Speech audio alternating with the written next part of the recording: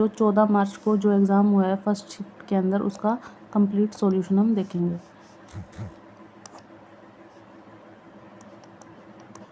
14 मार्च 2026 की जो first shift थी उसका फुल कंप्लीट सॉल्यूशन इस वीडियो के अंदर हम देखेंगे। सबसे पहला क्वेश्चन है, घंटी बजी है, कोई आया है, इस वाक्य में कौन सा सर्वनाम है? तो इसमें कोई का पूछ रखा है, तो कोई का है अनिश्चयवाचक सर्वनाम, option number C. Next question है, प्रसिद्ध उपन्यास अनारों के उपन्यासकार का नाम बताइए। तो ये है मंजुल भगत, ऑप्शन नंबर ए। मन चंगा तो कटौती में गंगा, इस लोकोक्ति का सही अर्थ क्या है? मन शुद्ध है तो सब ठीक है, ऑप्शन नंबर सी। तरिन तनुजा तट तमाल तरुवर बहु छाए, इस पंक्तियों में कौन सा अलंकार है? बहुब्रीहि, रूपक, यमक या फिर अनुप्रास? तो इसके अंदर है अनुप्रास अलंकार, क्योंकि एक ही वर्ड का बार बार आवर्ती है। नेक्स्ट है, हम चलते हैं उन्हें भी बुला लाओ, इस वाक्य में कौन सा सर्वनाम है? तो इसके अंदर है पुरुषवाचक सर्वनाम, क्योंकि हम चलते हैं, ऑप्शन सी। ज्ञानपीठ पुरस्कार किसे प्राप्त हुआ 2013 के अंदर?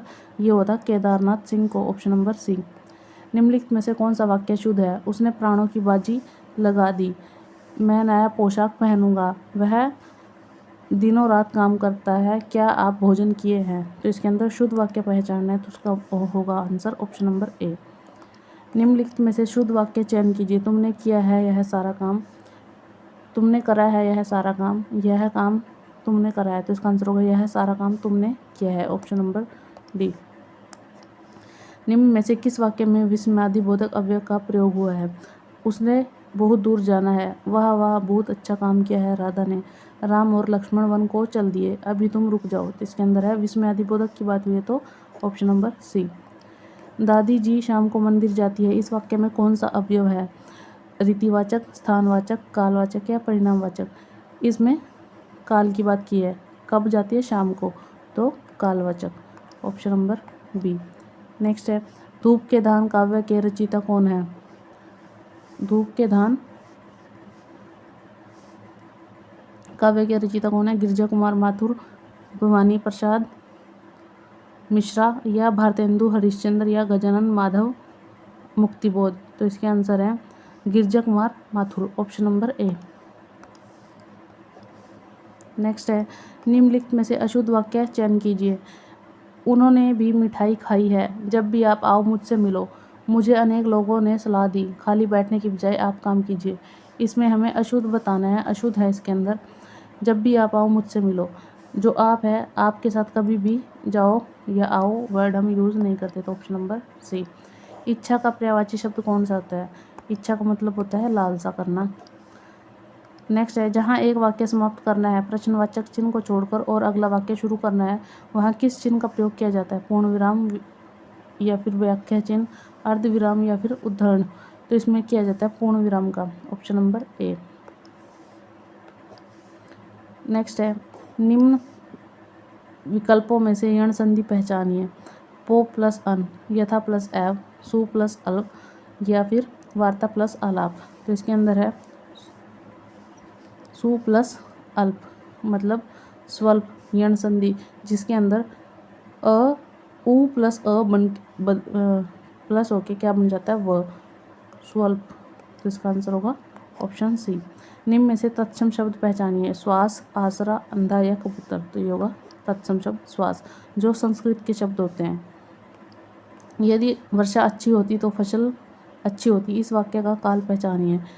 यदि वर्षा अच्छी होती तो फसल भी अच्छी होती, तो ये होता है हेतु हेतु मद भूतकाल, ऑप्शन नंबर सी।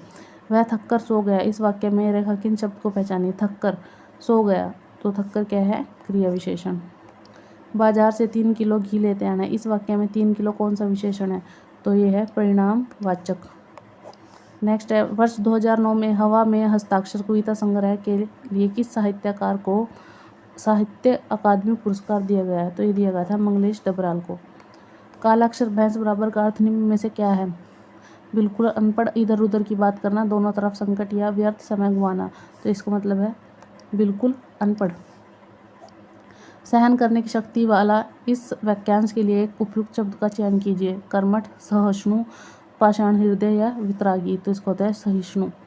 नेक्स्ट है अनिर्वचनीय शब्द के लिए उपयुक्त वाक्यांश पहचानिए। जिसके समान कोई दूसरा ना हो, जिसका वर्णन या विवेचन ना किया जा सके, अवसर के अनुसार बदलने वाला, किसी वस्तु को बढ़ा चढ़ाकर वर्णन करना। तो इसको होता है अनिर्वचनीय, मतलब जिसका वर्णन या विवेचन ना किया जा सके। निम्नलिखित में से कौन सा शब्द तद्भव है? नयन, सत्य, रक्षा या फिर मौत। तद्भव शब्द बोल रहा है इसने, तो तद्भव है मौत। नेक्स्ट क्वेश्चन है, दिए गए वाक्यांश के लिए एक शब्द दीजिए जिसे कोई विकार ना हो। कंजूस, स्वार्थी, परिघाती या निर्विकार। तो निर्विकार, ऑप्शन नंबर डी। निम्नलिखित में से कौन सा शब्द तत्सम है? पत्ता, 11, धुरी या एकादश।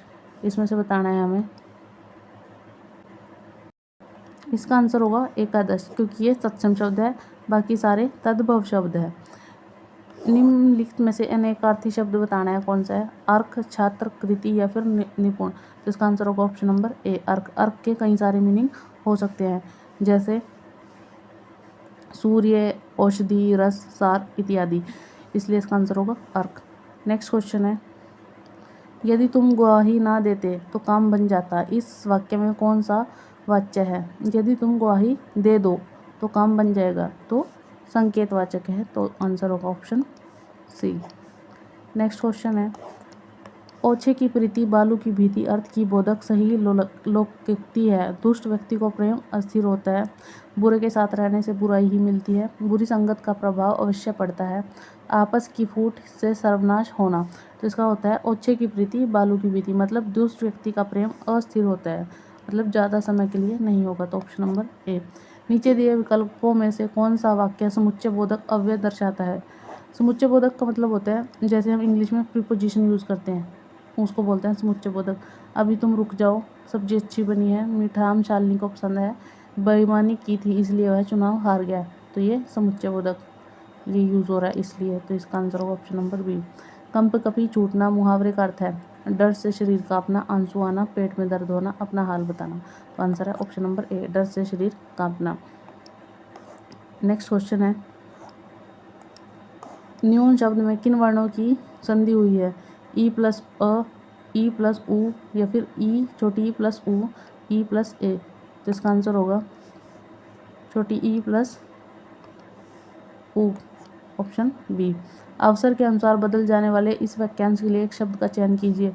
निष्कपट, सदाचारी, पंडित, अवसरवादी। तो अवसर के अनुसार बदल जाने वाला अवसरवादी कहलाता है। नेक्स्ट है, कंकन किचन नूपुर धुनी सुनी कहत लखन सन राम हृदय गुनी। इस वाक्य में कौन सा अलंकार है? एक ही वर्ड की, मतलब एक ही शब्द अक्षर की बार बार क्या हो रखी है? पुनरावृत्ति। तो इसमें कौन सा होगा? अनुप्रास। जिसमें एक ही शब्द बार बार आए तो उसमें होता है एक ही वर्ण की बार बार आवृत्ति हो तो उसको क्या बोलते हैं? अनुप्रास अलंकार। तो कौन सा? क न ध ध, ये वाले क्या है? अनुप्रास अलंकार।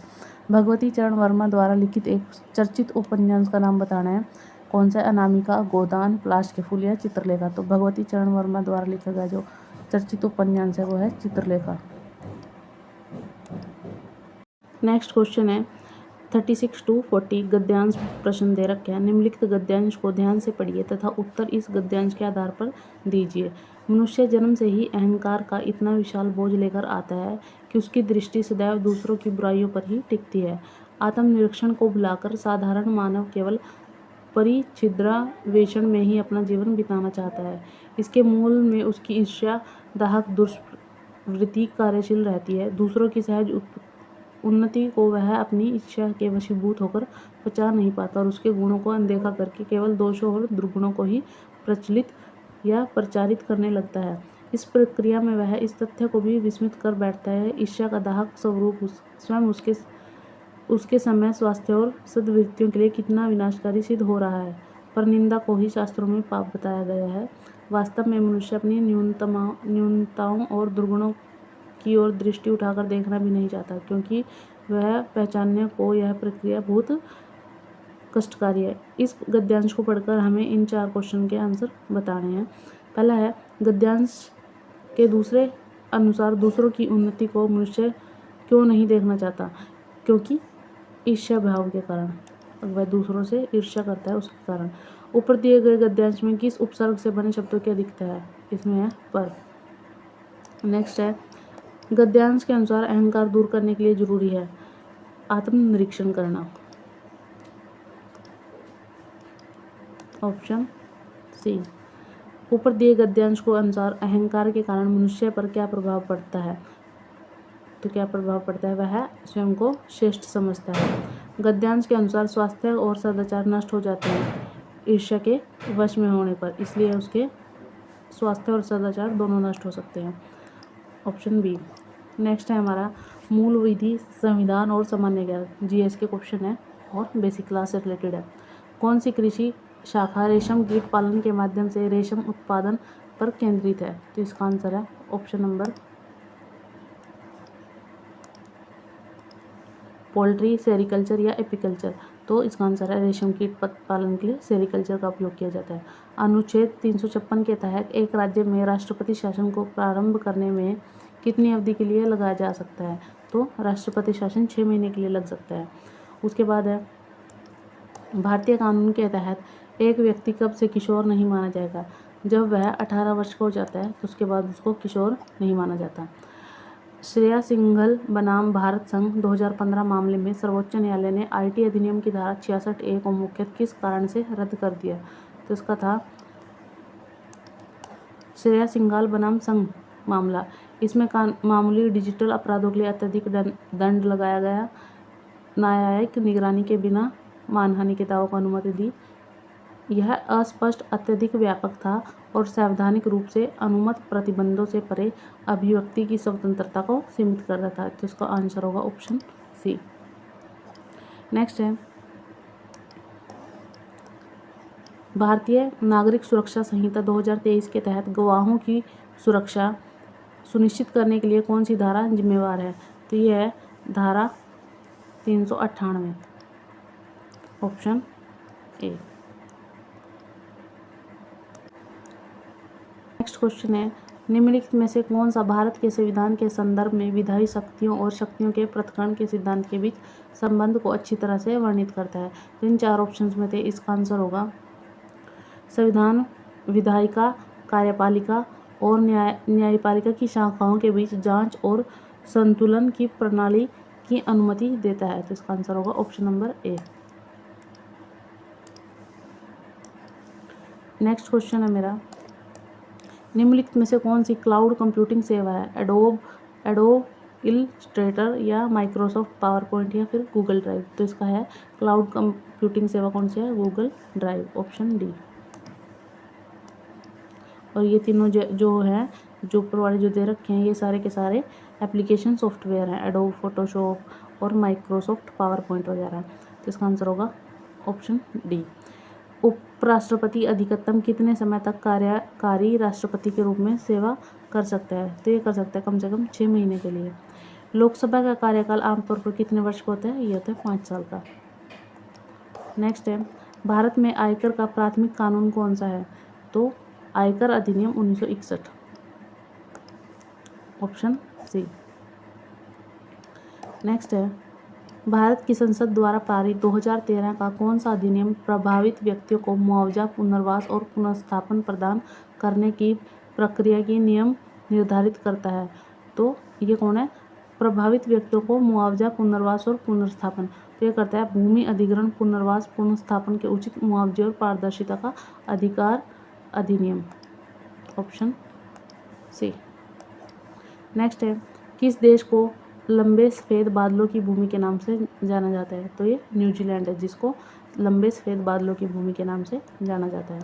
नेक्स्ट है डिजिटल इंडिया अभियान कब शुरू हुआ था? तो डिजिटल इंडिया अभियान 2017, 2012, 14 या फिर 15? तो ये हुआ था हमारा स्टार्ट 2015 के अंदर। भारतीय कानून के तहत सूचना प्रौद्योगिकी अधिनियम 2000 की कौन सी धारा पहचान की चोरी के लिए दंड से संबंधित है? तो ये है धारा 66C। उत्तर प्रदेश के सर्वोच्च पदस्थ पुलिस अधिकारी कौन है? डीएसपी, डीजीपी, एसपी या आईजीपी? तो ये होते हैं डीजीपी। ये हर जितने भी हमारे प्रदेश हैं या जितने भी हमारे राज्य हैं सभी में डीजीपी प्रमुख होते हैं। डीएसपी होते हैं जो थाने चौकी होते हैं, ठीक है, उनके ऊपर जो एक पूरा बटालियन है, ठीक है, उसके ऊपर एक डीएसपी होता है। या फिर एसपी पूरे जिले का होता है, एसपी के नीचे डीएसपी होते हैं। उसके बाद पुलिस महानिदेशक, अगर हमारा जो राज्य है उसके अंदर रेंज वाइज डिवाइड होते हैं, जो रेंज पे आईजीपी होता है। नेक्स्ट है राष्ट्रीय हरित अधिकरण एनजीटी किस वर्ष स्थापित किया गया? तो ये किया गया था 2010 के अंदर। इसका आंसर है ऑप्शन सी। प्रधानमंत्री, केंद्रीय मंत्री और मुख्यमंत्री किस परिषद का हिस्सा है? तो ये होते हैं राष्ट्रीय विकास परिषद का हिस्सा, ऑप्शन बी। नेक्स्ट है निम्नलिखित में से कौन सी धातु अपनी उच्च अभिक्रियाशीलता के कारण कॉपर सल्फेट से कॉपर को विस्थापित करती है? तो इसका आंसर होगा ऑप्शन नंबर सी, जिंक, जो कॉपर सल्फेट को कॉपर में विस्थापित कर सकती है। नेक्स्ट है भारत में अक्टूबर 2025 में विदेशी मुद्रा निपटान प्रणाली किसने शुरू की? तो मुद्रा निपटान, मुद्रा से रिलेटेड जो भी काम है वो कौन देखता है? वित्त मंत्री, केंद्रीय वित्त मंत्री ने शुरुआत की थी और ये है निर्मला सीतारमण। वर्तमान में संवैधानिक उपचार के अधिकार को अक्सर संविधान की हृदय और आत्मा कहा जाता है। इसे इस प्रकार किसने वर्णित किया? तो संविधान में संवैधानिक उपचार आर्टिकल 32 की बात की गई है और इसको संविधान की आत्मा या हृदय किसने कहा है? डॉक्टर BR अम्बेडकर ने। राष्ट्रपति द्वारा जारी अध्यादेश को संसद को कितने समय में अनुमोदित करना होता है? तो इसको अनुमोदित करने का टाइम होता है संसद की पूर्ण बैठक से 6 सप्ताह।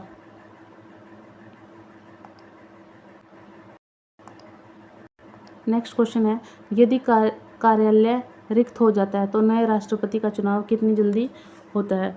तो ये होता है 6 महीने के भीतर, तुरंत 2 महीने के भीतर एक बार, तो 6 महीने के भीतर।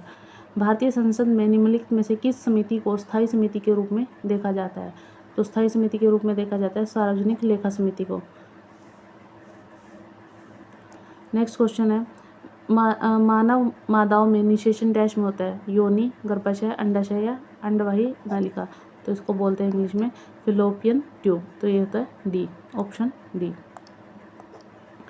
नेक्स्ट है उस पौधे का वैज्ञानिक नाम क्या है जिसे हीरोइन नामक अफीम युक्त दवा निकलती है? तो इसको बोलते हैं पापावर सैमिनोफेरम, पापावर सैमिनोफेरम। 1857 के विद्रोह से पहले किस ब्रिटिश नीति के कारण कई भारतीय राज्यों का विलय हुआ? तो ये होता है डॉक्ट्रिन ऑफ लैप्स, मतलब राज्यापहरण का सिद्धांत के कारण। नेक्स्ट है कौन सा ऐतिहासिक मामला संसद की संविधान को संशोधित करने की शक्ति की वैधता को बनाए रखता है, जिसमें मौलिक अधिकार भी शामिल है? तो ये है केशवानंद भारती बनाम केरल राज्य। इसके अंदर क्या किया था? इसके अंदर क्या हुआ था, जो कोर्ट ने क्या सुप्रीम कोर्ट ने क्या आदेश दिया था कि हम भारत के जो संविधान को संशोधित करने की शक्ति रखता है पर उसके मूल ढांचे को चेंज किए बिना। तो ये केशवानंद भारती बनाम केरल राज्य का मामला था। मध्य मंडल को सप्ताह मंडल से अलग करने वाली संक्रमण सीमा को क्या कहते हैं? तो इसको स्ट्रेपोफोज कहते हैं, स्ट्रेटोस्फीयर बोलते हैं इसको। नेटवर्क पर सिग्नल को प्रबलित और पुनः प्रेषित करने के लिए किस उपकरण का प्रयोग किया जाता है? तो इसमें बताना है फायरवॉल, स्विच या फिर रिपीटर या मॉडेम। तो ये किया जाता है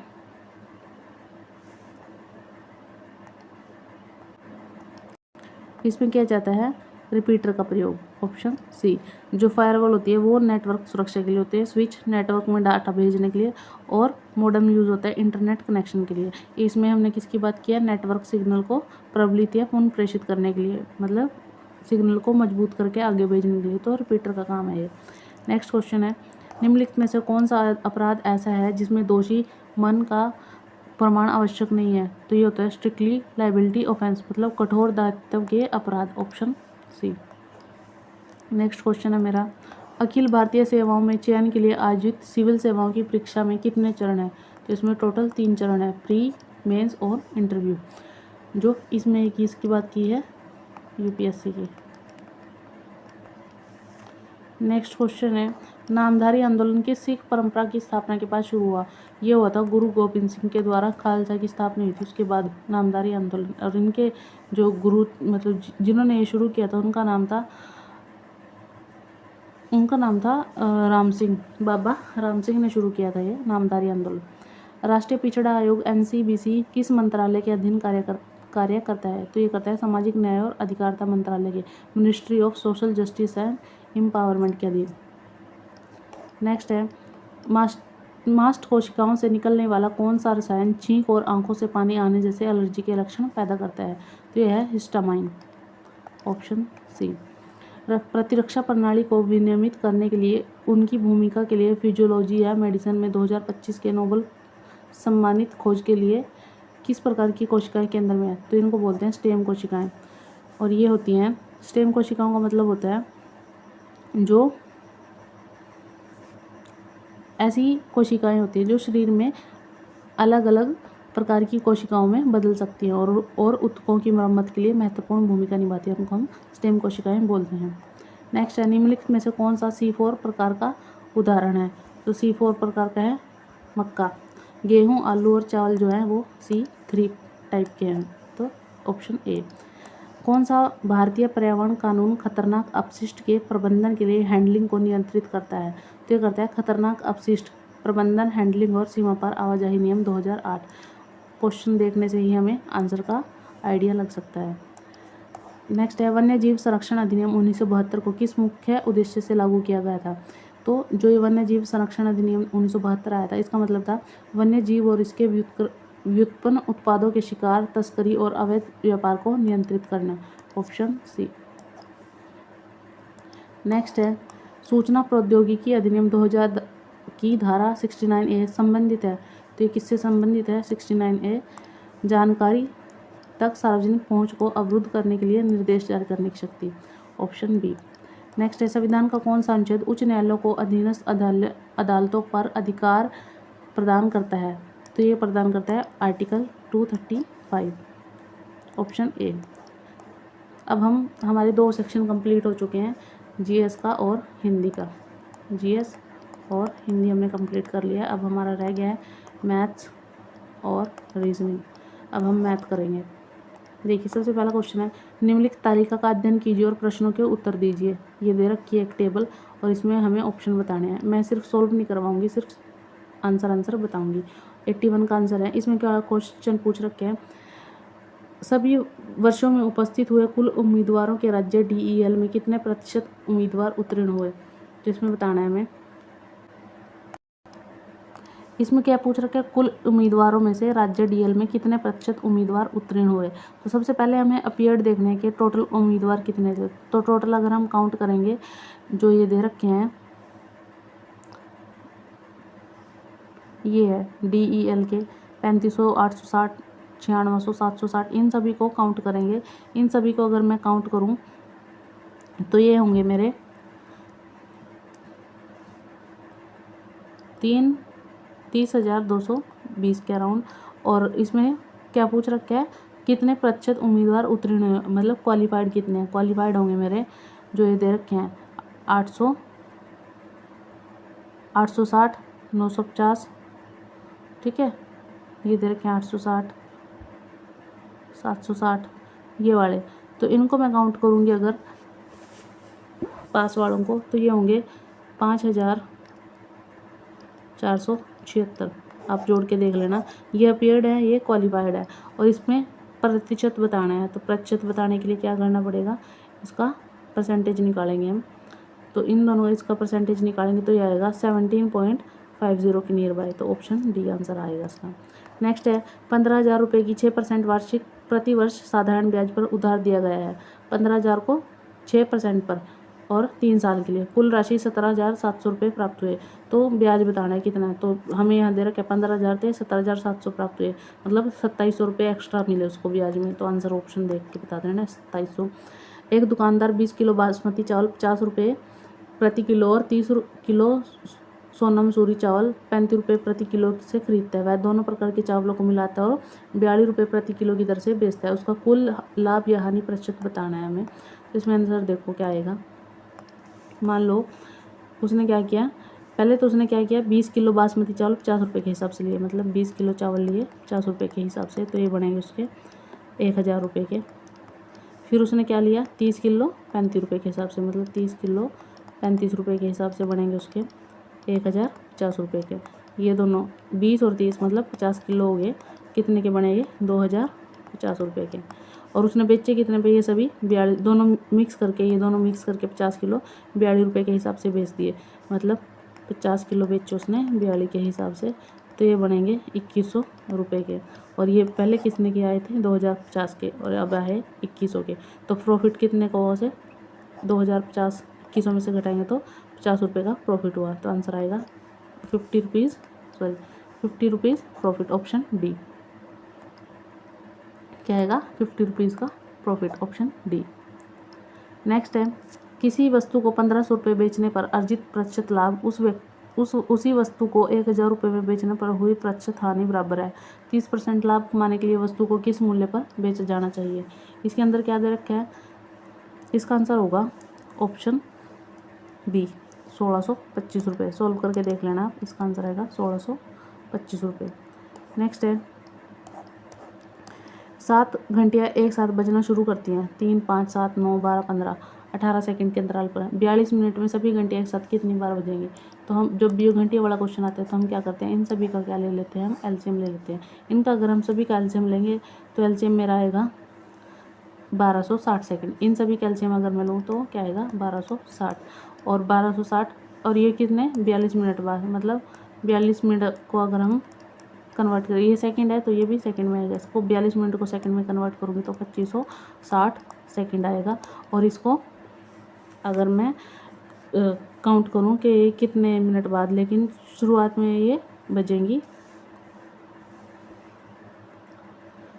अगर इनको काउंट करके अगर जो एलसीएम है इसको मिनट में, इसने क्या पूछा, एक साथ कितनी बार बजेंगी, तो टोटल काउंट करके मैं देखूँ तो ये बजेंगी 4 बार, ऑप्शन ए।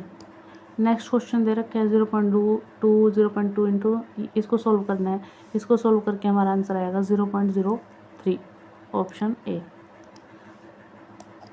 नेक्स्ट क्वेश्चन है, संख्याओं पी क्यू के लिए 2 संक्रियाएं प्रभाजित है, इसको सॉल्व आउट करना है हमें। इसको सॉल्व आउट करके आएगा मेरा आंसर 11,808 रुपये, ऑप्शन बी। नेक्स्ट है, अनीता ने 4 वर्षों के लिए 7% वार्षिक साधारण ब्याज पर 12,000 रुपये का निवेश किया। यदि 4 वर्षों के बाद कुल राशि इतनी है तो अनीता द्वारा अर्जित ब्याज बताना है कितना। तो उसने 12,000 रुपये निवेश किया था, 4 साल के बाद कितना है, 15,360, मतलब 3,360 रुपये एक्स्ट्रा बढ़ रहे हैं यहाँ। तो आंसर इसका भी देखने से ही पता चल रहा है, तो आंसर आएगा ऑप्शन सी। उसके बाद है, ये सिंप्लीफाई करना है, तो सिंप्लीफाई 81 का स्क्वायर इंटू 10 का स्क्वायर मतलब 100/9। ये 81 है तो 81 को 81 इंटू 81 लिख सकते हैं, इंटू 100 डिवाइड बाय 9, 9 से कटेगा ये, 9 को इससे करेंगे तो 729 इंटू 00 है, तो 72900 आंसर। नेक्स्ट है, एक कमीज का अंकित मूल्य 7200 है, दुकानदार ने 15% की छूट दी। छूट देने के बाद दुकानदार कमीज के क्रय मूल्य पर 20% का लाभ कमा रहा है, तो कमीज का क्रय मूल्य बताना है। तो क्या आएगा, उसने क्या किया, 7200 रुपये अंकित मूल्य है, मतलब MRP जो है वो 7200 है, और 15% का क्या किया उसने, छूट प्रदान की है। तो इसका अगर हम SP निकालें तो SP होगा 7200 पे 15% का दिया उसने तो 85/100। सॉल्व आउट करेंगे तो ये 72 को 85 से मल्टीप्लाई करेंगे तो आएगा 6120 रुपये, मतलब सेलिंग प्राइस उसने 6120 रखा, पर उसने 20% का लाभ कमाया है। तो x पर 20% का लाभ मतलब 120/100 बराबर 6120। सॉल्व आउट करेंगे इसको तो क्या आएगा, 5100 रुपये। इसका आंसर आ जाएगा 5100 देखेंगे, ऑप्शन बी। नेक्स्ट है, यदि किसी कक्षा में लड़कों की और लड़कियों का अनुपात 25/29 है तो कक्षा में लड़कों का अंश बताना है, क्या है, मीन्स फ्रैक्शन में बताना है। तो सबसे पहले इनको इन जो बॉयज़ और गर्ल्स का जो हमें रेशो दे रखा है, बॉयज़ और गर्ल्स का कितना है 25 और 29, उनको काउंट करेंगे तो क्या आएगा 54। और फ्रैक्शन किसका बताना है, बॉयज़ का, तो बॉयज़ कौन से हैं 25, तो आएगा 25/29। टोटल कितने हैं 54, कटिंग करके आ नहीं सकता तो ऑप्शन चेक करेंगे 25/54 ऑप्शन सी। ऑप्शन क्या हो जाएगा इसका सी। उसके बाद ये वाला क्वेश्चन दे रखे हैं, इसमें इन क्वेश्चन को सोल्व आउट करनेंगे तो इसका आंसर आएगा ऑप्शन बी। नेक्स्ट है कौन सा आरेख हैलोजन फ्लोरीन और ब्रोमीन के बीच के संबंध को दर्शाता है, तो ये दर्शाएगा फ्लोरीन और ब्रोमीन दोनों होलोजन के अंदर आते हैं लेकिन आपस से अलग अलग होते हैं, तो इसका ऑप्शन आएगा ऑप्शन ए। ऑप्शन ए, तो ऑप्शन ए कहाँ पड़ा है डी के अंदर, तो इसका आएगा आंसर डी। 12,000 रुपये की 4% वार्षिक ब्याज दर पर निवेश की जाती है, अर्धवार्षिक रूप में संयोजित है, 1 वर्ष बाद राशि बतानी है कितनी होगी, तो 1 साल के बाद ये होगी 12,484 रुपये, तो ऑप्शन डी। नेक्स्ट है निम्नलिखित में से कौन सा शब्द इस शब्द के प्रयोग करके बनाया गया है, दोहराव ना, मतलब शब्द जो ये इसमें अल्फ़ाबेट दे के उनका दोहराव ना हो, तो ऑप्शन बनेगा डी कोबरा।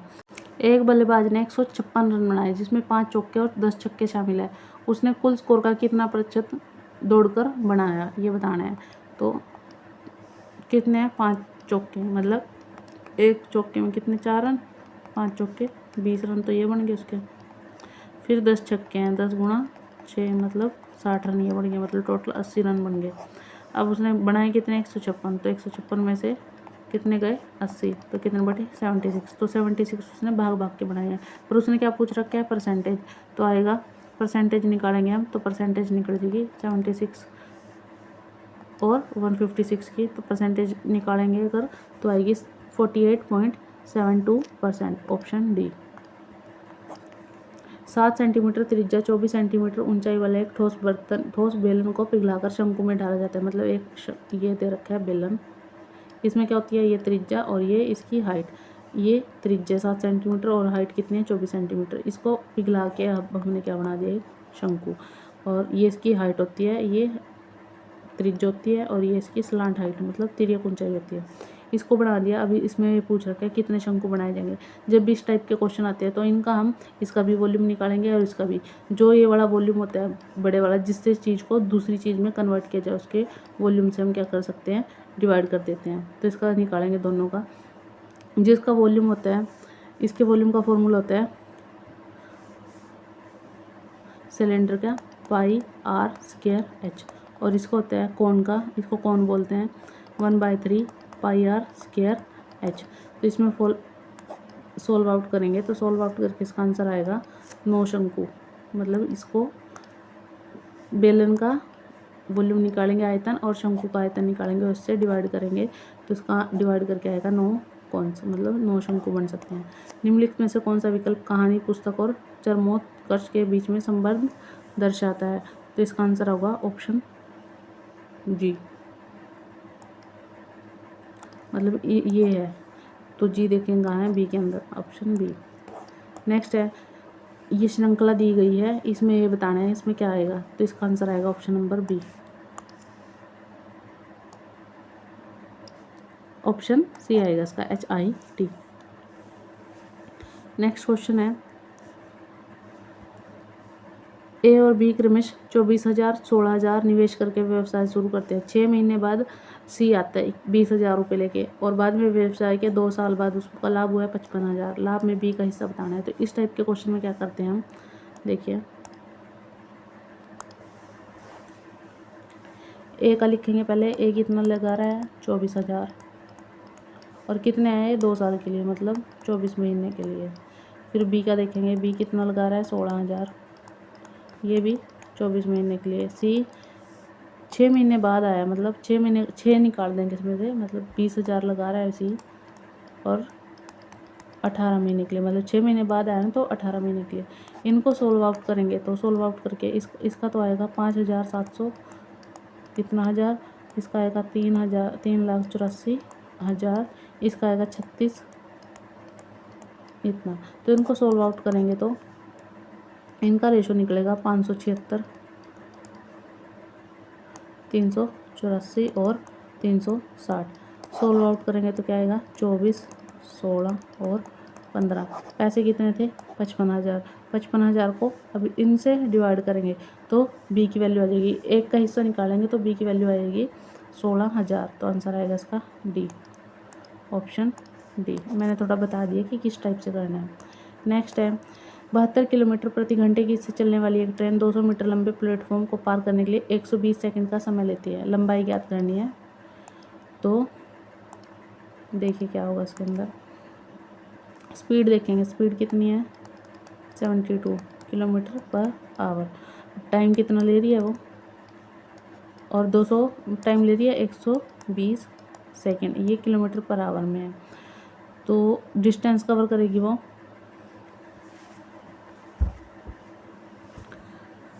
200 मीटर लंबा प्लेटफॉर्म है हमारा। अगर मैं इस ए मेरे पास सेकंड में है तो इसको मैं क्या करूँगी मीटर पर सेकंड में कन्वर्ट करूँगी। तो मीटर पर सेकंड में कन्वर्ट करने के लिए 5/18 से मल्टीप्लाई होगा। 18 चौके 72, 4 पंजे 20, मतलब ये आ जाएगा 20 मीटर पर सेकंड। स्पीड 20 मीटर पर सेकंड आ जाएगी 72 से, और ये 120 है। तो डिस्टेंस मेरा हो जाएगा स्पीड इंटू टाइम, मतलब 20 गुणा 120, मतलब 2400 मीटर हो जाएगा मेरा डिस्टेंस। अब उसने 200 मीटर का ये प्लेटफॉर्म है। अब स्पीड हम क्या करते हैं, डिस्टेंस जो होता है उसमें ट्रेन की लंबाई भी हम जोड़ देते हैं, पर इसमें या प्लेटफॉर्म दिया हो तो प्लेटफॉर्म की लंबाई भी हम जोड़ देते हैं। 200 मीटर का है तो 200 मीटर निकाल लो, इसमें से कितना बचेगा 2200। तो 2200 मीटर क्या है ट्रेन की लंबाई, तो चेक कर लो 2200। तो ये है ऑप्शन सी, आंसर हो जाएगा ऑप्शन सी। नेक्स्ट है 1000 मीटर की दौड़ में ए बी को 500 मीटर में हरा देता है, उसी दौड़ में बी सी को 250 मीटर में हरा देता है। ए सी को उस दौड़ में कितने मीटर में हराएगा। तो सिर्फ रेशो और प्रोपोर्शन का क्वेश्चन है। ए और बी का रेशो दे रखा है। सबसे पहले ए और बी का रेशो है, ए रेशो बी कितना है 1000 और 500, 1000 और 500। फिर बी और सी का है, बी का कितना है 250 और सी का कितना है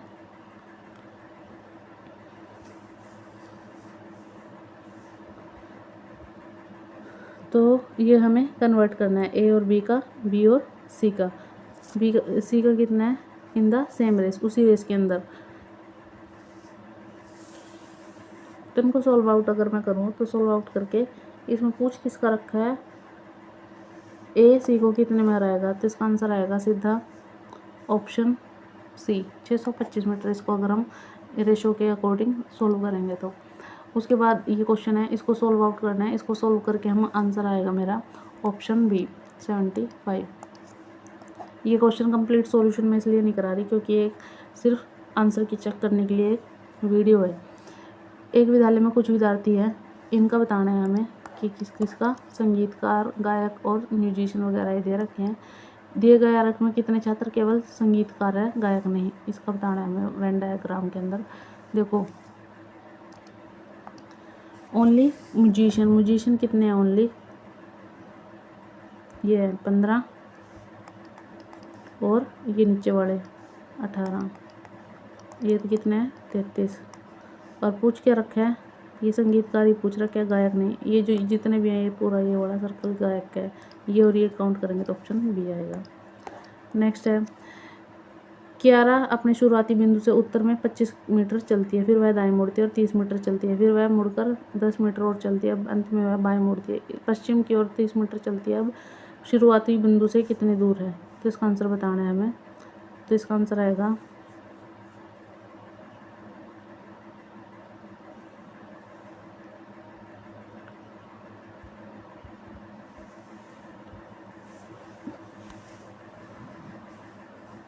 कियारा वॉक 25 मीटर उत्तर की ओर, मतलब 25। ये पहले हमें डायरेक्शन पता होनी चाहिए, ईस्ट वेस्ट नॉर्थ और साउथ। वे 25 उत्तर की तरफ चली हो। फिर from her starting point then she turn right, अब वो राइट टर्न लेगी एंड कितना चलेगी 30 मीटर, तो ये 30 मीटर चलेगी। फिर वह and followed by a left turn, इसके बाद वो लेफ्ट टर्न लेगी। ये राइट था उसका, इधर है तो लेफ्ट टर्न लिया उसने। फिर वह 10 मीटर चली, फिर अंत में वह फिर बाएं मुड़ती है। ये राइट था ये लेफ्ट था, फिर बाएं मुड़ती है और कितना मीटर चलेगी वो, 30 मीटर। कियारा अब शुरुआती बिंदु से कितनी दूर है, देखो 25 और ये 10 यहाँ वाले हो गए, तो ये कितना होगा 35 मीटर। तो ऑप्शन बी आंसर आएगा इसका। अब इस डायग्राम में हमें दे रखा है ये क्वेश्चन, डॉक्टर दे रखे हैं, टीचर्स, वकील और इंजीनियर्स दे रखे हैं। ऐसे लोगों की संख्या पहचान करें जो केवल इंजीनियर और किसी अन्य पेशे से जुड़े नहीं हैं। तो इंजीनियर देखेंगे इसमें, और किसी और अन्य पेशे से जुड़ नहीं रहे, तो इसका आंसर होगा ऑप्शन नंबर बी 8। सिर्फ ये 8 है ना जो किसी और से नहीं जुड़ रहे, तो बी। नेक्स्ट है, इसको सोल्व आउट करना है। इसको सोल्व करके हमारा आंसर आएगा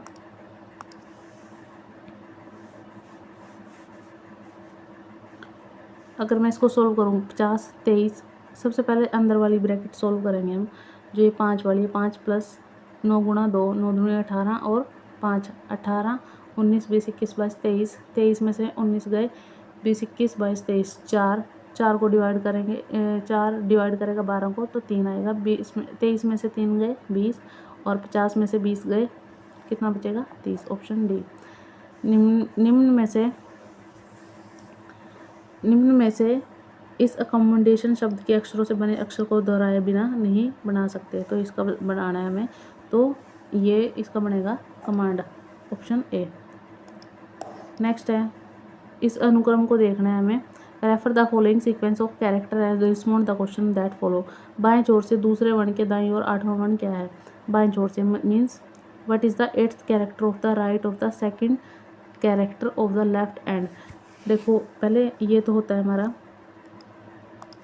ये है, ये राइट है और ये लेफ्ट है। इसने क्या बात किया है, what is the 8th character to the right of the 2nd character. देखो ये राइट है, राइट से 2nd कैरेक्टर ए है, फ्रॉम द लेफ्ट एंड, और लेफ्ट एंड तक बताना है कौन सा है 8th, तो इसका आंसर आएगा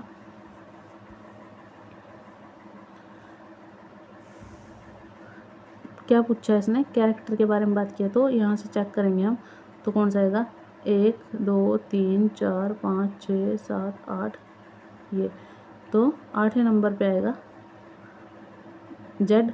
पर जेड से उसने क्या पूछा है, राइट, मतलब 2nd कैरेक्टर के लेफ्ट हैंड से, तो यहाँ से लेफ्ट हैंड से अगर मैं शुरू करूँ तो ये 3rd नंबर पे आएगा, तो ऑप्शन बी आएगा इसका आंसर। नेक्स्ट है, which of the following number is not a prime number, जो प्राइम नंबर नहीं है। तो प्राइम नंबर इनमें से कौन सा नहीं है, देखो 1009 ये भी प्राइम नंबर है, 1021 ये भी प्राइम नंबर है, 1019 ये भी, 1003 ये प्राइम नंबर नहीं है। इसको हम तोड़ सकते हैं किसमें, 17 × 59 इसको मैं लिख सकती हूँ, इनके टुकड़े नहीं हो सकते, इसलिए आंसर होगा डी। नेक्स्ट है, यदि 3 दशमलव स्थानों वाली एक संख्या को 4 दशमलव स्थानों वाली एक संख्या से गुणा किया जाए तो गुणनफल में दशमलव बिंदु दाईं ओर कितने अंक होंगे। तो उसका सिंपल सा फॉर्मूला है 3 डेसिमल प्लेस और 4 डेसिमल प्लेस, अगर इन दोनों को जोड़ो तो क्या आएगा 7, तो आंसर इसका क्या आएगा ऑप्शन बी। फिर है, इन अक्षरों का प्रयोग करके एक शब्द का पता लगाना है कि कौन सा बनेगा, उपयोग करके बनने वाले शब्द का पता लगाना है, तो क्या बनेगा ऑप्शन ए। नेक्स्ट है, 2 रस्सियाँ अलग अलग लंबाई की, उनकी लंबाई है HCF 2 सेंटीमीटर, गुणनफल इतना है, उनके एलसीएम और HCF का अनुपात बताना है हमें, क्या करना है। तो HCF क्या होता है, हाईएस्ट कॉमन फैक्टर, मतलब HCF highest common factor, LCM least common factor. तो हाईएस्ट इसमें क्या है 2 है, मतलब वो 2 पे भी कटेगी, और दूसरी मैंने 2 वाई मान ली, मतलब एक एक्स मान ली एक वाई मान ली, दोनों में 2 कॉमन है। उनके प्रोडक्ट कितना है 1898, मतलब 2x × 2y किसके बराबर है 1848 के, तो ये कितना हो जाएगा 4xy, 2 2 जा 4 और xy किसके बराबर 1848। xy की वैल्यू कितनी आएगी, 4 से कटिंग आउट करेंगे 462, मतलब मेरा एलसीएम कितना आएगा 462। एलसीएम और HCF मुझे पता चल गया, इसका मल्टीप्लाई करना है, क्या बताना था, एलसीएम और HCF का रेशो बताना था। तो ये आएगा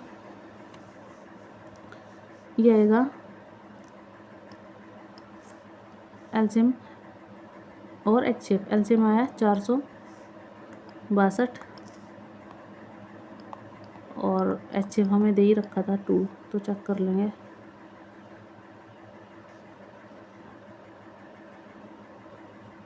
इसको पहले 2 से मल्टीप्लाई करेंगे, ये इसका आएगा ये और ये डिवाइड बाय 2। तो इसको कटिंग आउट अगर मैं करूँ तो ये आएगा 462/1, सी आंसर। जानवी अपने घर से 12 किलोमीटर पश्चिम की ओर गई, फिर बाएं मुड़कर 5 किलोमीटर चली, फिर वह पूर्व की ओर मुड़कर 16 किलोमीटर और अंत में बाएं मुड़कर 2 किलोमीटर चली। घर से कितनी दूर है? देख, जानवी अपने घर से 12 किलोमीटर पश्चिम की ओर गई, डायरेक्शन पता होनी चाहिए, ईस्ट, वेस्ट, नॉर्थ और साउथ। 12 किलोमीटर पश्चिम की ओर गई मीन्स इधर गई 12 किलोमीटर, फिर वह बाएं मुड़कर, ये राइट होगा ये लेफ्ट होगा, तो कहाँ से मुड़ी वो? लेफ्ट। एंड वॉक 5, तो 5 किलोमीटर चली। ये इसका राइट था, ये इसका लेफ्ट था, तो लेफ्ट हैंड इस साइड हुआ, फिर वह पूर्व की ओर मुड़ी, तो पूर्व की ओर मुड़ी तो वह चलेगी 16 किलोमीटर, तो ये 16 किलोमीटर हो गया। फाइनली टर्न लेफ्ट, अब ये इसका लेफ्ट इधर था तो अब भी इधर ही रहेगा, तो इधर लेफ्ट चलेगी वो, तो वो चलेगी 2 kilometre. How far she her house, ये इसका हाउस था, यहाँ से बताना है, तो 2 चली वो इधर, तो 3 तो ये पड़ा है और ये, तो हम इसको ऐसे भी निकाल सकते हैं यहाँ से। तो इसको फाइंड आउट अगर हम करें तो ये आएगा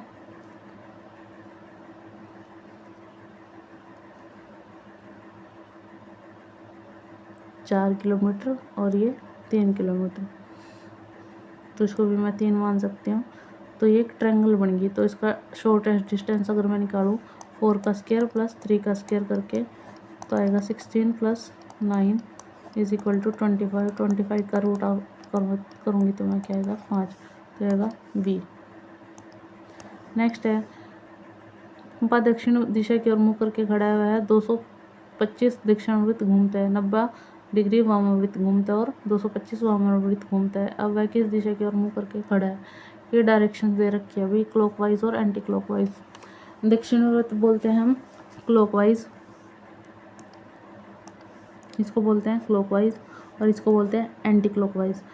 और फिर वह क्लॉकवाइज घूमेगा, देखो क्लॉकवाइज ऐसे ऐसे, ठीक है, और एंटी क्लॉकवाइज ऐसे इधर।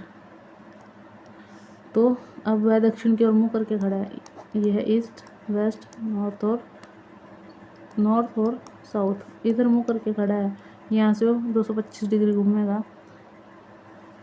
अगर ये तीनों टर्न बोले तो उसका लास्ट में मुँह होगा उत्तर की तरफ, ऑप्शन सी याद रखना है आपने।